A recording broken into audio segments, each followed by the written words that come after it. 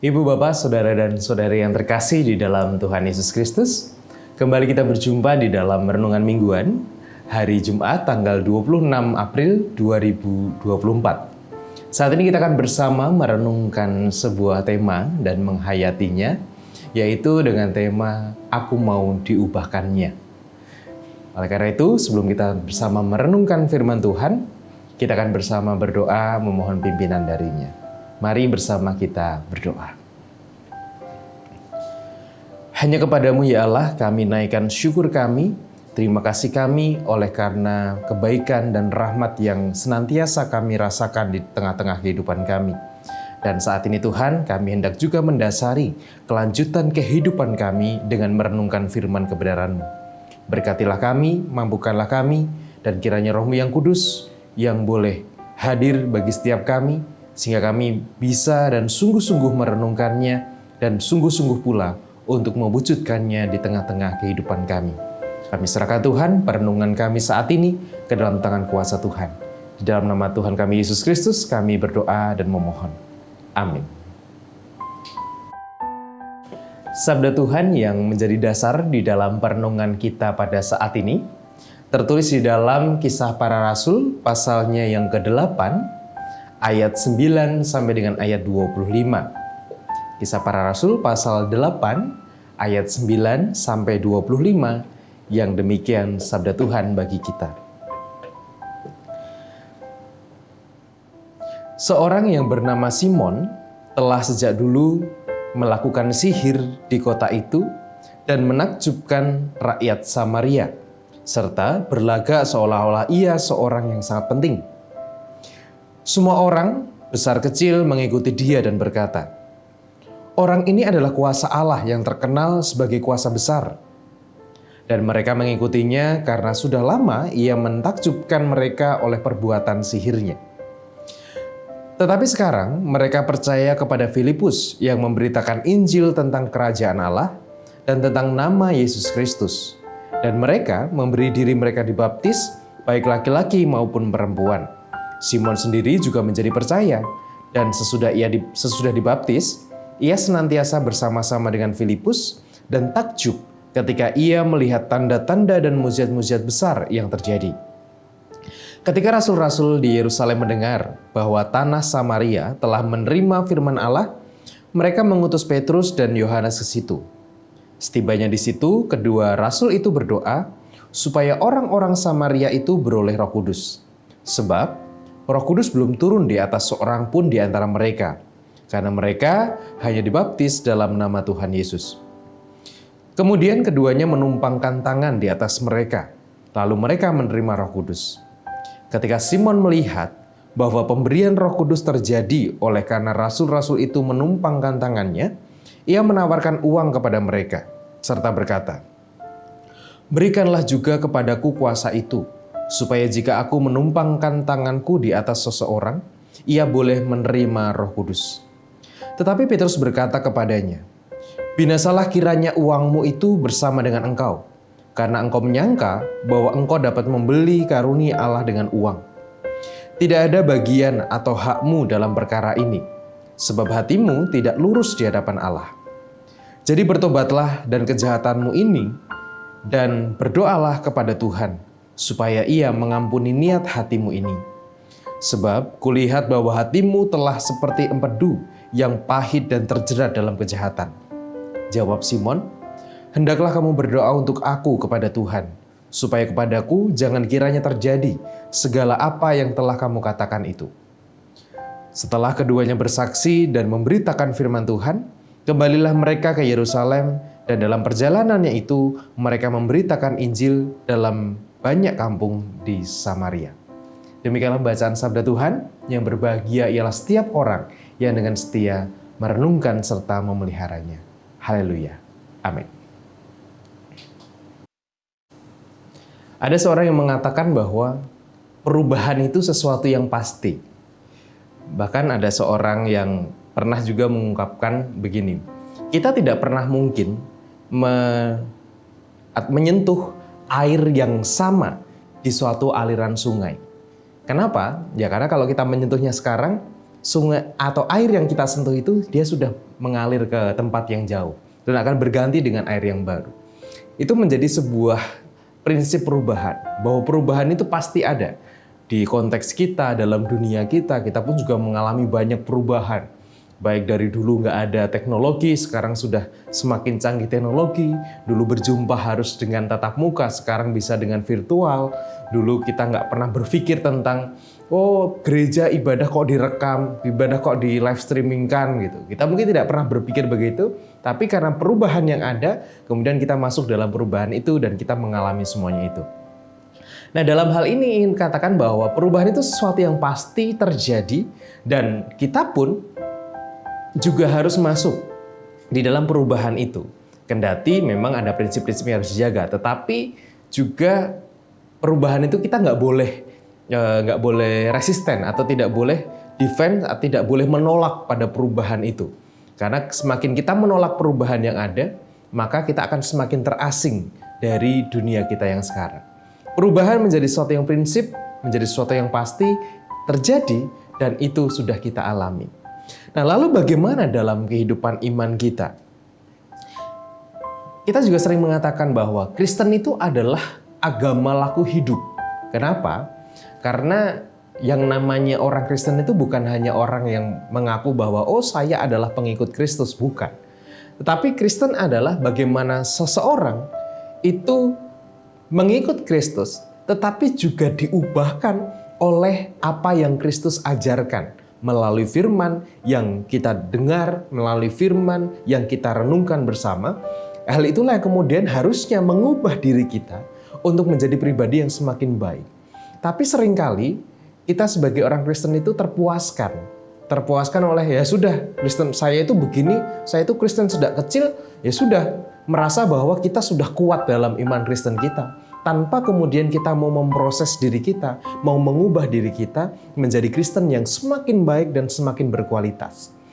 Dalam bacaan kita saat ini, jika ibu bapak dan saudari dan saudara menyimak gitu ya dalam tas kita saat ini, ada firman yang ditaburkan di tempat yang mungkin terdengar asing, yaitu Samaria. Kenapa asing?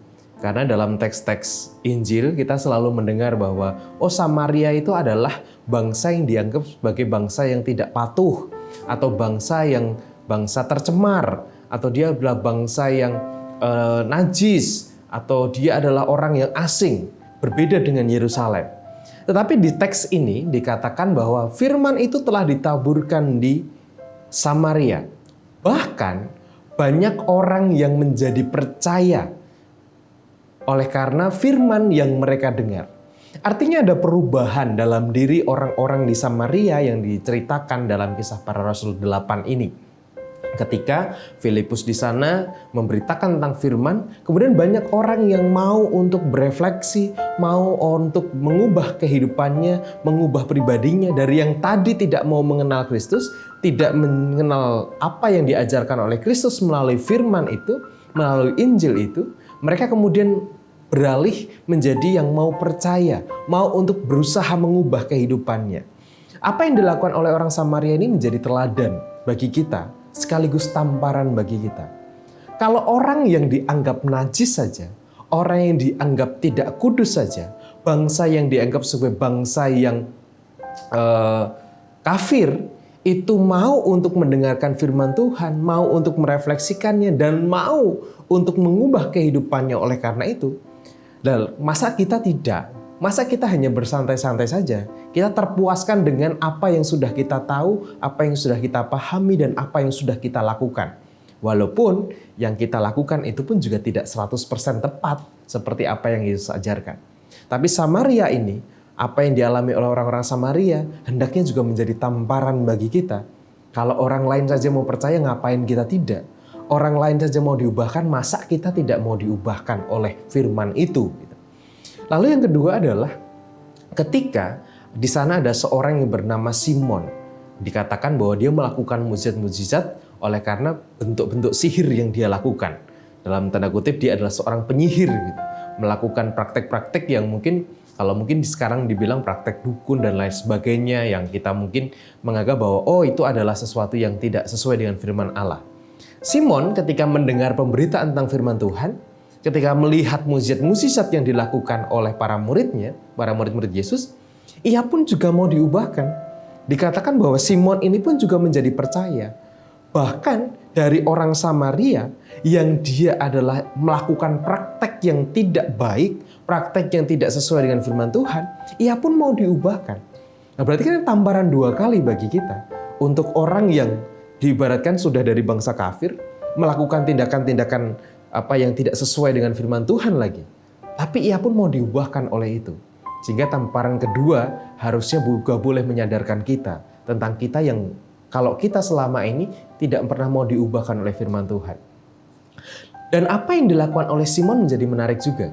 Ketika Simon menawarkan melihat mukjizat yang dilakukan oleh dua utusan itu, kemudian dia mengatakan, ini aku ada uang, tolong ajarkan aku supaya aku bisa melakukan itu juga.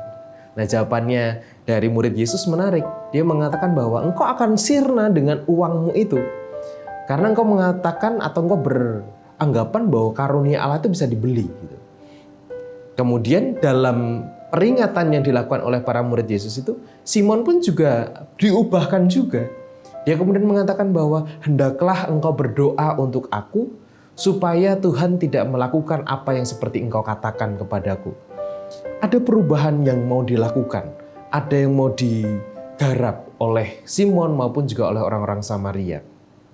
Nah, perubahan-perubahan itu yang harusnya juga menjadi instrumen kita, alat kita untuk kita bisa mengubah diri kita. Kalau kita seringkali setiap hari Rabu dan Jumat mendengarkan renungan, hari Minggu mendengarkan khotbah, kemudian setiap hari kita juga membaca renungan, kalau itu tidak mengubah hidup kita, berarti ada yang salah dengan kita. Jangan-jangan kita sudah dipuaskan dengan itu. Dan perubahan ekstrim yang dilakukan oleh atau yang ditunjukkan oleh Simon berdasarkan keterangan para muridnya adalah ketika ia awalnya berasumsi bahwa uang itu bisa membeli karunia Allah. Artinya dengan uang ia bisa melakukan segalanya. Orientasi kehidupannya adalah uang. Kemudian ia disadarkan oleh murid-murid Yesus. Nah, pertanyaannya adalah, kalau kita sekarang masih berorientasi pada uang, kalau saya punya uang, saya bisa melakukan segalanya, maka yang saya tuju, yang saya orientasikan adalah uang itu sendiri, atau harta, atau materi yang kita punya, atau yang mau kita tuju, masihkah kita berpijak pada itu, ataukah kita mau diubahkan oleh firman yang telah kita dengar dan ditaburkan pada kita? Tuhan memberkati. Amin. Saat ini marilah bersama kita datang menghadap Tuhan. Kita mohon untuk kita bisa diubahkan oleh firman yang telah kita dengar, yang telah kita renungkan, dan biarlah itu meningkatkan kualitas kehidupan kita. Mari bersama kita datang menghadapnya. Kami berulang kali merenungkan firman-Mu ya Allah. Kami juga sudah ribuan kali mendengarkan firman-Mu. Tahu tentang mana yang baik, tahu tentang mana yang tidak berkenan di hadapan-Mu. Tetapi seringkali oleh karena kebebalan hati kami memaksakan diri kami untuk tidak berubah. Kami menolak setiap apa yang Engkau katakan, apa yang Engkau ajarkan, yang itu tidak sesuai dengan pikiran kami, maka itu akan kami tolak. Oleh karena itu Tuhan, saat ini tolonglah kami, ajarlah kami supaya kami belajar dari orang-orang Samaria yang mau diubahkan, juga oleh Simon yang mau diubahkan di dalam hidupnya. Biarlah kami juga boleh senantiasa memperbaharui hidup kami, supaya kehidupan kami di dalam mengikut Tuhan pun boleh semakin berkualitas dan semakin baik setiap harinya. Oleh karena itu Tuhan, tolonglah kami supaya kami bisa menghayati setiap perjalanan iman kami bersama dengan Engkau. Kami saat ini Bapa juga menyerahkan untuk setiap pergumulan kami, dalam pergumulan-pergumulan kami yang kami alami, baik dalam keluarga, pekerjaan, sekolah, ataupun juga pergumulan-pergumulan kami lainnya, yang kami percaya Engkau pun hadir menilik setiap hati kami di dalam pergumulan kami. Kiranya Engkau yang menolong kami Allah, supaya kami bisa tetap bertahan dan berjuang di dalam pergumulan kami dengan kekuatan dan penyertaan dari-Mu. Kami pun juga menyerahkan saudara-saudara kami yang saat ini sedang berjuang juga dengan proses pemulihan kesehatannya, dengan proses penyembuhannya.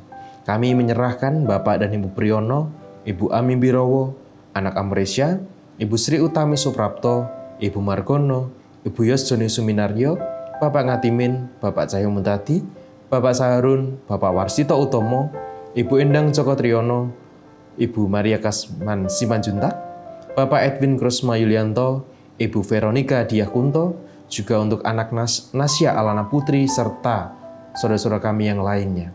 Tuhan, kiranya Engkau berkenan untuk memberkati mereka satu persatu. Engkau yang hadir menolong mereka dalam setiap perjuangan mereka. Kami percaya Tuhan, rahmat-Mu, kesembuhan-Mu, dan kebaikan dari-Mu akan hadir menyertai saudara-saudara kami ini. Juga kami menyerahkan orang tua kami Bapa. Kami secara khusus menyerahkan Ibu Sarno, Ibu Tegira Sariman, Ibu Rusmiati Suhardi, Ibu Merjanggong, Ibu Endang Karno, Bapak Budiandono, Ibu Kon Mariatin Subarti, Ibu Joyo Pawiro, Bapak Sadal Paulus, Bapak Christian Dauriwu, Bapak Elias Sariman, Bapak dan Ibu Sunarto Saputro, Ibu Sarti Budi Santoso, Ibu Mardi Utomo, Ibu Yatmiartini Rusti, Bapak Suprapto, Ibu Sri Suarsi Rahayu, dan juga orang tua kami yang lain dimanapun mereka berada dalam segala keberadaan mereka. Tuhan, kiranya Engkau juga yang melawat setiap orang tua kami ini. Biarlah berkat kesehatan, kekuatan, damai yang dari Engkau boleh dirasakan oleh orang tua kami ini Bapa di dalam masa tuanya.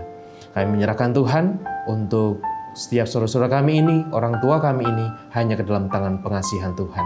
Kami menyerahkan juga untuk segala perjalanan kehidupan kami ke depan, kiranya kami pun juga boleh senantiasa mengandalkan Tuhan di dalam langkah jalan kami. Di dalam nama Tuhan kami Yesus Kristus, kami naikkan doa dan permohonan kami, serta syukur kami. Terima kasih Tuhan. Amin.